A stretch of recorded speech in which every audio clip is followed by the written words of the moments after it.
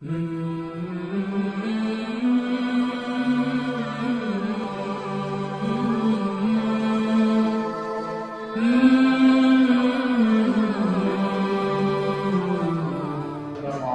ورحمة الله تعالى وبركاته. الحمد لله الذي هدانا لهذا وما كنا لنهتدي لولا أن هدانا الله ونشهد أن لا إله إلا الله ونشهد أن محمدا عبده ورسوله. أما بعد فقد قال الله تعالى في كلامه القديم والفرقان المجيد بعد أعوذ بالله من الشيطان الرجيم بسم الله الرحمن الرحيم إن الله وملائكته يصلون على النبي يا أيها الذين آمنوا صلوا عليه وسلموا تسليما اللهم صل على سيدنا محمد وعلى آل سيدنا محمد وبارك وسلم عليه. الله جل شانه تعالى உடைய மாபெரும் கருணைக்கு இதையெல்லாம் சென்றாகும் அதில் குறிப்பாக ஸல்லல்லாஹு அலைஹி வஸல்லம் அவர்கள் செய்தார்கள். அந்த அல்லாஹ்வுக்கு எல்லாரும் அல்ஹம்துலில்லாஹ். அன்பார்ந்த தோழர்களே, அருமையான இஸ்லாமிய சொந்தங்களே, இந்த இஸ்லாம் மார்க்கம் நம்முடைய நபிகளாகிய முஹம்மது ஸல்லல்லாஹு அலைஹி வஸல்லம் அவர்களாலும் இன்னும் அவர்களுடைய தோழர்களான சஹாபா பெருமக்களாலும் ரத்தம் சிந்தி உருவாக்கப்பட்ட மார்க்கம் தான் இந்த இஸ்லாம். இந்த இஸ்லாமிய மார்க்கத்தை பார்த்து வியந்து போன பலனவர்கள் நபிகள் நாயகம் ஸல்லல்லாஹு அலைஹி வஸல்லம் அவர்களுடைய அபூர்வமான வளர்ச்சியை பார்த்து அதிர்ந்து நின்ற பலனவர்கள் தானும் ஒரு நபி நானும் ஒரு நபி என்று நபி ஸல்லல்லாஹு அலைஹி வஸல்லம் அவருடைய அந்தஸ்தை அல்லாஹ்விடத்தில் அந்தஸ்து இல்ல, இந்த உலக மக்கள்கிட்ட எவ்வளவு கண்ணியமா இருக்காங்களோ அந்த அந்தஸ்தை அடைந்து கொள்ள வேண்டும் என்று அக்காலத்திலிருந்து இக்காலம் வரை ஆசைப்பட்டுக் கொண்டே இருக்கிறார்கள் மனிதர்கள். அந்த காலத்திலே அஸ்வதுல் அரசி சஜா என்று பல போலி நபிமார்கள் கிளம்பினார்கள். அவர்களை சஹாபாக்கள் விடுத்து கட்டினார்கள். அவ்வாறு காலம் காலமாக புரட்சி நபிகளாருடைய புரட்சி அதிகப்படும் போது ஒரு குழப்பத்தை உண்டு செய்யும் விதமாக ஒரு மனிதன் தானும் நபி என்று சொல்லுவார். அப்படி வந்தவன் தான் 1800களில் வந்தவன் தான் மிர்சா குலாம் அஹ்மது காதியானி என்பவர். இவர் பஞ்சாப் மாநிலத்தில் குருதாசிப்பூர் என்ற மாவட்டத்தில் காதியான் என்ற ஊரிலே கிபி 1839ஆம் ஆண்டில் பிறக்கிறார். இவர் அரபி, உருது, பாரசி என எல்லா கலைகளிலுமே கைதேர்ந்தவனாகவும் தேர்ச்சி பெற்றவனாகவும் இருந்தார். அப்போ அந்த நேரத்துல என்ன இருந்துச்சு, ஆங்கிலேயர்களுடைய ஆட்சி. ஆங்கிலேயர்கள் இந்த இந்தியாவை, இந்துஸ்தான் என்ற இந்தியாவையும் பாகிஸ்தானையும் தன்னுடைய ஆட்சிக்குள் வைத்திருந்த காலம். அந்த காலகட்டத்தில் இந்த இஸ்லாமியர்கள் எங்களுடைய இந்தியாவை நாங்கள் சுதந்திரமான இந்துஸ்தானாக ஆக்க வேண்டும் என்று அன்று வாழ்ந்து கொண்டிருந்த மூதாதையர்கள் போராட்டம் செய்து கொண்டிருந்தார்கள். அதில் விகிதமானவர்கள் இஸ்லாமியர்கள். ஜிஹாத் என்ற பெயரில் போர்களையும் போராட்டங்களையும் நடத்தி கொண்டிருந்தார்கள். அப்பொழுது ஆங்கிலேயருக்கு ஒரு வழக்கம் என்னவென்றால், எந்த கூட்டத்தை எதிர்க்கிறார்களோ அந்த கூட்டத்திலிருந்தே ஒரு எதிரியை, அந்த கூட்டத்தில் உள்ளவரையே எதிரியாக மாற்றிவிட்டு கூட்டத்திற்கு குழப்பத்தை ஏற்படுத்தி தான் அமர்ந்து கொள்வார் ஆட்சி அதிகாரத்தில். அப்படிதான் அந்த காலத்தில் அவரின் கையில் சிக்கிய வந்தால் மிர்சா குலாம் அஹ்மது காதியார். இவருடைய தந்தையின் பெயர் மிர்சா குலாம் முர்தலா என்பதால் இந்த மிர்சா குலாம் அஹ்மது முர்தலா ஒரு வழக்கறிஞர், ஒரு கோர்ட்ல ஒரு வேலை செஞ்சிருக்கிறாரு, ஒரு வக்கீலாக இருக்கிறார். அப்போ அந்த வக்கீல் என்ன செய்யறாரு, இஸ்லாமியர்களுக்கு எதிராக ஆங்கிலேயர்களுக்கு சாதகமாக, யாருக்கு? இஸ்லாமியர்களுக்கு எதிராக ஆங்கிலேயருக்கு சாதகமாக பல பிரச்சனைகள்ல போய் போராடிட்டு, யாருக்கு சாதகமாக? ஆங்கிலேயர்களுக்கு சாதகமா போராட்டம் செஞ்சிருக்காரு. அதுக்கப்புறம் இவருக்கு இந்த மாதிரிலாம் இவ்வளவு விசுவாசமா இருக்காரு, ஆங்கிலேயர்களுக்கு மிகவும் விசுவாசமா இருக்கிறார் என்று இவருக்கு பல விருதுகளும் ஆங்கிலேயர்கள் கொடுத்திருக்கிறார். அத மிர்சா குலாம் அஹ்மத் காதியானி அவர் கிதாப் எழுதுறாரு. என்னுடைய தந்தைக்கு ஆங்கிலேயர்கள் கொடுத்த அதிகமான விருதுகள் இருந்துச்சு, அதுல என்கிட்ட 3 தான் இருக்குது என்றதை பெருமையாக எழுதுகிறார். சரி, இப்ப மிர்சா குலாம் அஹ்மத் காதியானி எப்படி ஆங்கிலேயர்களின் பிடியில் சிக்கினான் என்று பார்ப்போமே. ஆனால் 1864ஆம் ஆண்டு அவர்களுடைய மூதாதையர்களுடைய சொத்து சீக்கியர்களுடைய கையில் அகப்பட்டு அது அவருடைய நிலம் பறிபோகிவிட்டது. அந்த பறிபோன நிலத்தை போராடுவதற்காக 1864ஆம் ஆண்டு வழக்கறிஞரான மிர்சா குலாம் முர்தலாவர் முயற்சி செய்து கொண்டிருந்தார். அந்த சமயத்தில் ஆங்கிலேயர்கள் அவருடைய வீட்டிற்கு வந்து செல்லக்கூடிய நிலைமை அதிகமாக இருந்தது. அதை பயன்படுத்திய அந்த தந்தை தன்னுடைய மகனான மிர்சா குலாம் அஹ்மத் காதியானியை அந்த ஆங்கிலேயருடன் நெருங்கிய தொடர்பை ஏற்படுத்தி கொடுத்து அவருக்கு சியால் கோர்ட் என்ற ஒரு கோர்ட்டிலே வேலை வாங்கி தருகிறார். அங்கு குமாஸ்தா என்ற வேலையில் மிர்சா குலாம் அஹ்மத் காதியானி வேலை செய்திருக்கிறார். அந்த நேரத்திலே அந்த கோர்ட்டிலே ஒரு வேலை செய்து கொண்டிருந்த பாதிரி பட்லர் எம்ஏ என்பவனுடன் மிர்சா குலாம் அஹ்மத் காதியானி அவருக்கு அதிகமான நெருக்கமான ஒரு நட்புறவும் ஒரு தொடர்பும் ஏற்படுகிறது. அந்த தொடர்பை அவனை வழிகெடுக்கக்கூடியதாக ஆகிவிட்டது. அந்த நேரத்தில் 1868ஆம் ஆண்டு அவன் வேலைக்கு சேர்ந்து சரியாக 4 வருடங்களுக்கு பின்னால் அவன் வேலையை ராஜினாமா செய்கிறான், எந்த காரணமும் இல்லாமல். அவன் 1868ஆம் ஆண்டு ராஜினாமா செய்துவிட்டு காதியான் ஆகிய தன்னுடைய சொந்த ஊருக்கு வந்து 17 வருடங்கள் இஸ்லாமியர்களுக்கு எதிராகவும் ஆங்கிலேயர்களுக்கு சாதகமாகவும் 24 புத்தகங்கள் எழுதினான். அதற்கு பின்னால் ஜிஹாத், போர் செய்யக்கூடாது, இஸ்லாமிய உலமாக்கள் ஜிஹாத் செய்ய வேண்டும், ஆங்கிலேயர்களை எதிர்த்து நாம் முன்னேற வேண்டும் என்று இஸ்லாமிய உலமாக்கள் போராடி கொண்டிருக்கும் சமயத்தில் அவன் அதை போராடக்கூடாது என்பதற்காக பல புத்தகங்கள் எழுதினான். அந்த புத்தகங்களிலிருந்து சில வாசகங்கள் இங்கே படிக்கிறேன். அவன் சொன்னான், இந்த ஆங்கிலேய ஆட்சியின் கீழ் கிடைக்கும் நிம்மதி மக்கா மதீனாவில் கூட கிடைக்காது என்று அவன் சொன்னான். இது போன்ற ஆங்கிலேய அரசாங்கத்தின் நிழலில் நம்மை வைத்து அல்லாஹ்வுக்கு எல்லா புகழும் என்று தன்னுடைய புத்தகத்திலே எழுதினான்.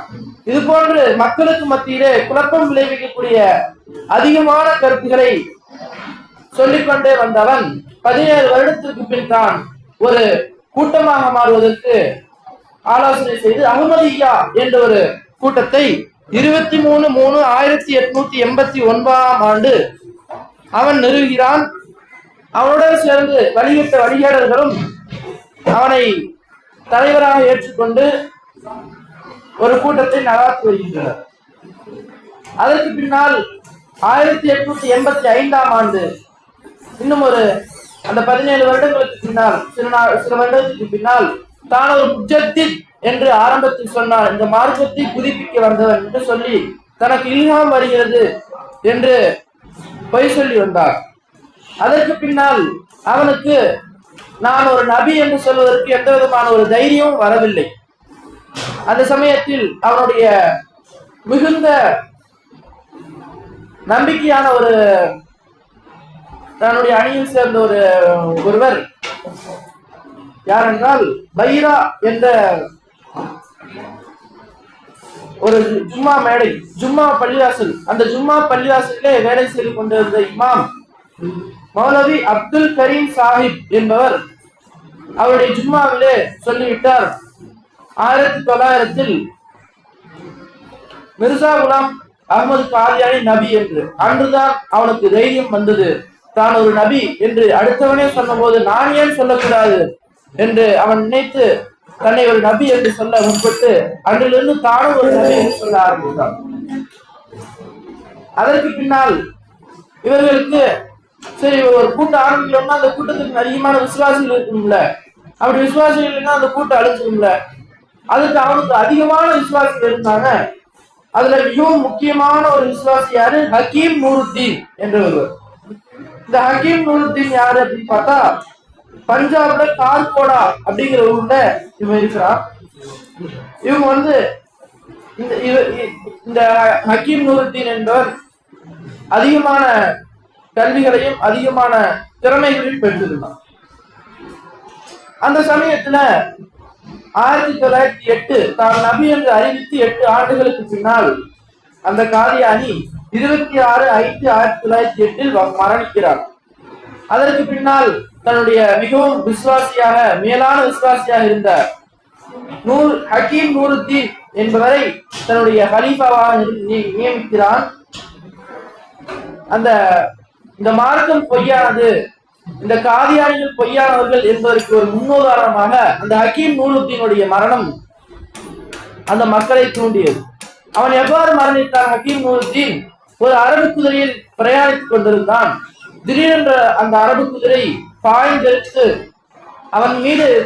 அவனை கீழே தள்ளிவிட்டு அவன் மீது விழுந்து அவனை அதிகமாக காயமாக்கி அங்கேயே அதற்கு பின்னால் அவன் ஊமையாகிவிட்டு அதற்கு பின்னால் ஊமையாகவே மரணித்து விட்டான். இந்த நேரத்தில் தான் ஒரு பிரச்சனை வந்தது. இந்த கலீஃபாவும் மரணித்து விட்டார், அடுத்து இந்த காதியானி என்ற மதம் இருக்க வேண்டும் என்றால் அடுத்து ஒரு தலைவர் வேண்டும் என்ற பிரச்சனை எழும்பிய போது அப்பொழுதுதான் காதியானிகள் 2 பிரிவாக பிரிகின்றார்கள். ஒரு சிலவர் அந்த மிர்சா குலாம் அகமது காதியானியுடைய மகன் பஷீருத்தீன் மஹமூத் அஹமது என்பவர் தான் கலீஃபா என்று சிலரும், இன்னும் சிலர் முகமது அலி என்பவர் தான் கலீஃபா என்றும் 2 பிரிவாக பிரிந்தாலும் ஆங்கிலேயருடன் நெருங்கிய தொடர்பை வைத்துக் கொண்டிருந்தார்கள். இந்த நேரத்தில் தான் நம்முடைய சுன்னத்துல் ஜமாஅத்துடைய உலமாக்கள் ஈரான், துருக்கி, ஆப்கானிஸ்தான், இலங்கை, கேரளா, தமிழ்நாடு போன்ற அனைத்து இடங்களிலும் அவருடைய மதம் பரவலாக இருந்தது. குறிப்பாக தமிழ்நாட்டிலே சாத்தான்குளம், மேலப்பாளையம், நாகர்கோவில், கோட்டாறு போன்ற இடங்களிலே அவனுடைய மதம் அதிகமாக இருந்தது. அந்த நேரத்திலே அவனுக்கு பல பள்ளிவாசல்களும் கட்டப்பட்டு இருந்தது. அந்த அளவிற்கு இந்த காதியானியுடைய மதம் பரவி கொண்டிருந்தது. அந்த நேரத்தில் 1953ஆம் ஆண்டு பாகிஸ்தானில் 33 உலமாக்கள் ஒரு குழுவாக சேர்ந்து இந்த அகமது குலாம் காதியானியை எதிர்த்து போராட்டம் செய்து இவருடைய மார்க்கம் பொய்யானது என்று, இவர் மார்க்கத்தை சேர்ந்தவர்கள் முஸ்லிம் அல்ல என்று அந்த பாகிஸ்தானுடைய அரசிடத்திலே மனு கொடுத்தார்கள். அதற்கு பின்னால் இவர்களுக்கு எதிராக நம்முடைய உலமாக்கள் அதிகமான இதழ்களையும் வெளியிட்டு வந்தார்கள். அதே போல தமிழகத்திலே அவனுடைய எதிர்ப்புகள் எவ்வாறு இருந்தது என்று பார்ப்போமே ஆனால், நம்முடைய தமிழ்நாட்டிலே அதிகமான உலமாக்கள் இவரை ஏற்று வந்தாலும் குறிப்பாக எஸ் எஸ் அப்துல் காதிர் பாக்கவி ஹசரத் என்பவர்கள் அதிகமாக இவர்களை அடிப்பதற்கு